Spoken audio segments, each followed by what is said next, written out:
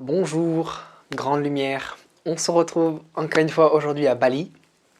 Si tu es nouveau ou nouvelle, tu peux t'inscrire juste en dessous de la chaîne si tu veux avoir plus de vidéos justement sur tous les sujets de spiritualité, de voyage, d'amour, de divin, pour qu'on avance ensemble. Aujourd'hui, je voulais te partager avec toi justement qui pour moi sont les 3 plus grands dangers auxquels tu peux faire face justement avant de prendre des plantes sacrées. Quand on parle de plantes sacrées, on parle généralement d'ayahuasca, San Pedro, toutes ces plantes un petit peu qui viennent de tribus, généralement d'Amérique centrale, mais pas que. Amérique centrale, Amérique du Sud, également à Hawaï, enfin vraiment les tribus un petit peu indigènes de chaque partie du monde, tu peux retrouver justement ces plantes. Donc cette vidéo, je voulais justement la faire parce que on en discutait il n'y a pas longtemps avec des amis et on voyait un petit peu les réactions de chacun et en fonction de comment ils ont pris ces plantes, dans quelles intentions ils ont pris ces plantes. Donc c'est pour ça que je voulais vraiment te faire cette vidéo pour te partager ça et pour te montrer vraiment que les plantes que tu peux prendre, les choses que tu peux prendre qui sont exogènes, c'est le mot qui est ressorti d'ailleurs pendant cette conversation avec mes amis, donc les choses qui sont extérieures à toi, il va falloir que tu comprennes que c'est quelque chose de très très fort, surtout quand on parle d'ayahuasca, quand on parle de San Pedro, quand on parle de Kambo, qui n'est pas forcément une plante, mais on appelle ça, ça fait partie des médecines, entre guillemets, comme on appelle dans le milieu, un petit peu des thérapies, de la spiritualité. Donc, si tu veux, toutes ces choses, c'est quelque chose de très très fort. Il faut que tu sois conscient de ça avant de prendre ces plantes. Je ne sais pas si maintenant tu as mis des intentions par rapport à ça, si maintenant tu y penses, si tu sens cet appel par rapport à ça. Mais il faut que tu comprennes que c'est quelque chose qui est vraiment très très fort. C'est pas quelque chose d'anodin, c'est pas comme si tu allais manger un burger au McDo. Donc il faut vraiment que tu comprennes ça, que c'est quelque chose qui peut changer ta vie, qui peut vraiment vraiment changer ta vie, qui peut changer tes perceptions, qui peut changer ta façon de voir la vie, de voir les choses et de voir toi-même comment ton ego réagit également.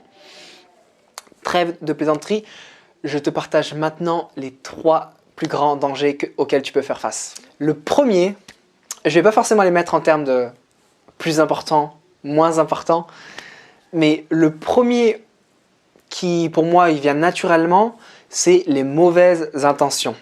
Qu'est-ce qu'on entend par mauvaise intention? Mauvaise intention, c'est typiquement « Ah ouais !» Enfin, tu vois, genre typiquement une nouvelle expérience, tu sais, genre « Ah ouais, je vais prendre de l'ayahuasca » ou « Je vais prendre du San Pedro, ça va être trop drôle » ou « Ça va être génial » ou « Je vais me la mettre ». Tu vois ce que je veux dire? La mauvaise intention, c'est, si tu veux, une intention, c'est ce qui va guider un petit peu ton voyage. Quand je dis voyage, c'est quand tu prends ces plantes, tu vas créer un voyage, tu vas vivre un voyage. Donc l'intention, si tu veux, va être un petit peu la ligne directrice de ce voyage. Donc typiquement, si tu dis j'ai envie de me la mettre, j'ai envie de rigoler, j'ai envie de me fendre la poire, ou j'ai envie de voir des éléphants tout roses, et ben ça va émettre justement ta ligne directrice. Donc naturellement, tes pensées, ta psyché va aller vers ça, naturellement. D'où l'importance de mettre des intentions à chaque fois que tu fais des choses dans ta vie qui sont importantes, que tu as justement des étapes importantes dans ta vie. La puissance de l'intention. Émettre une intention à chaque fois que tu prends une plante. C'est vraiment, vraiment, vraiment important. Donc typiquement, si tu vas prendre ces plantes, si tu vas faire du kambo, si tu vas prendre du bufo, ou peu importe, toutes ces médecines qui peuvent changer ta vie, émettre cette intention de « Ok, pourquoi je le fais réellement ?» Donc essaye d'avoir des intentions pures. C'est ce qu'on dit justement dans le yoga. Fais des actes avec des intentions pures. Typiquement pour moi, je prends cette plante, montre-moi le chemin, guide-moi vers le mieux sur mon chemin spirituel. Montre-moi ce que j'ai besoin de voir pour comprendre sur ma vie, pour comprendre vraiment ce que j'ai besoin, qu'est-ce que j'ai besoin de surpasser pour avancer spirituellement et pour me libérer des choses qui m'encombrent. Donc enseigne-moi, vraiment, vraiment dans cette position d'élève en fait. Parce que ces plantes, c'est des enseignants. Ils vont te montrer des choses, tu vas ressentir des choses quand tu vas prendre des champignons, quand tu vas prendre de l'ayahuasca. Ils vont t'enseigner.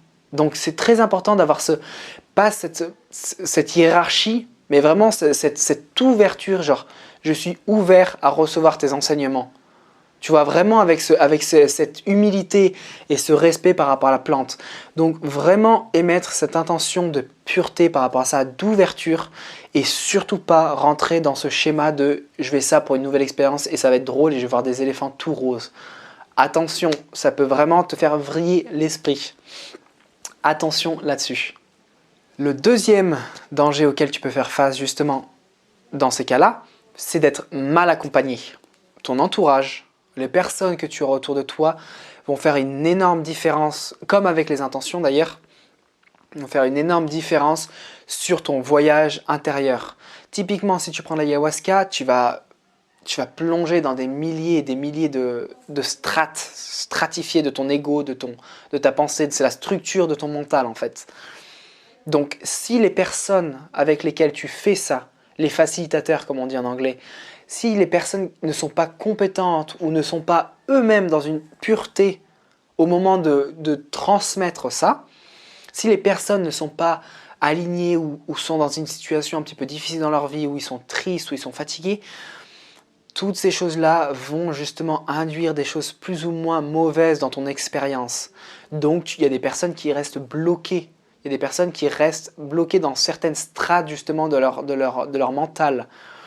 Donc d'où l'importance d'avoir un maître, encore une fois, une personne qui sait exactement ce qu'elle fait, qui fait ça, d'où l'expérience, une personne qui a de l'expérience dans ce domaine, qui sait de quoi elle parle, qui est bien également, qui est alignée avec elle-même.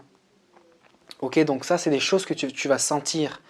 C'est des choses que notamment dans les intentions que tu vas émettre avant de prendre cette plante, tu vas émettre justement d'être bien accompagné, d'avoir le guide nécessaire sur ton chemin.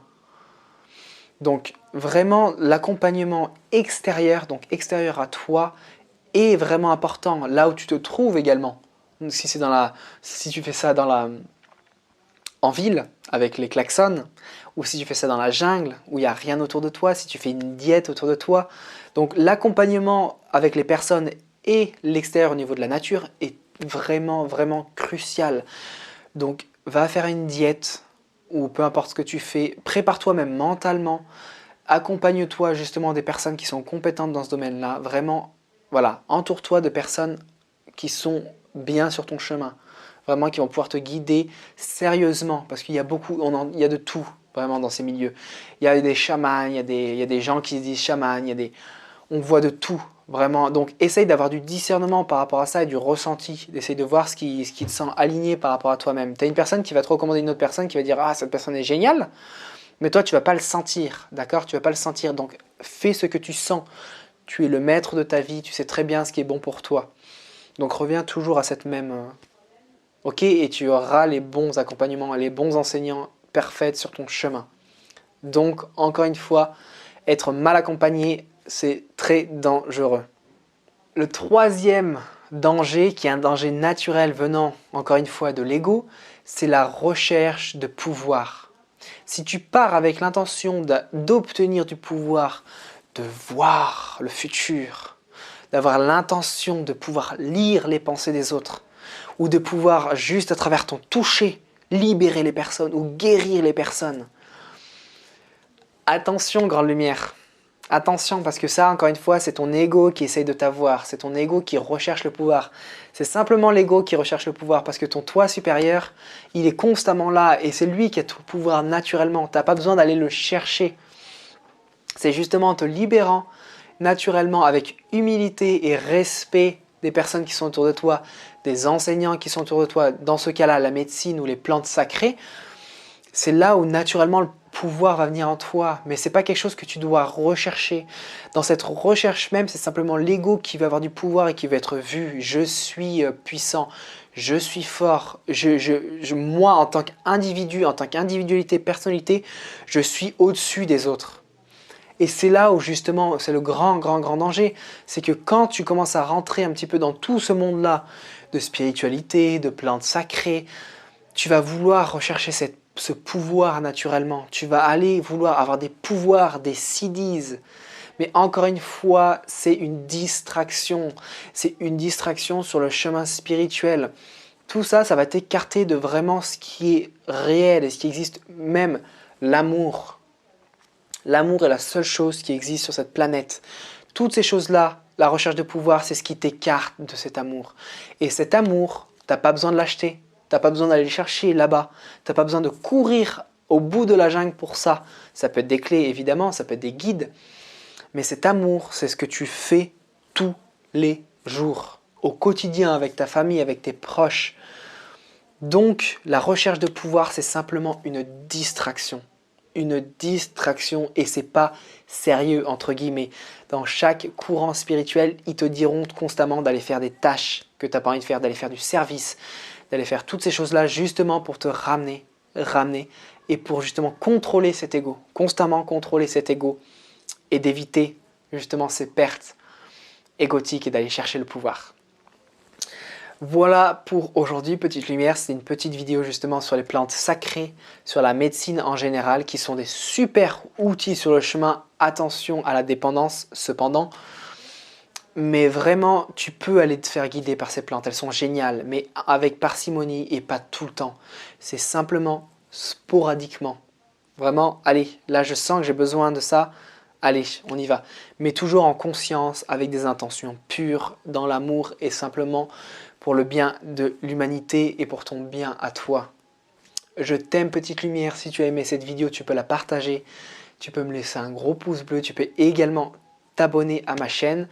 Je vais faire d'autres vidéos sur les plantes. Je vais faire d'autres vidéos sur la spiritualité.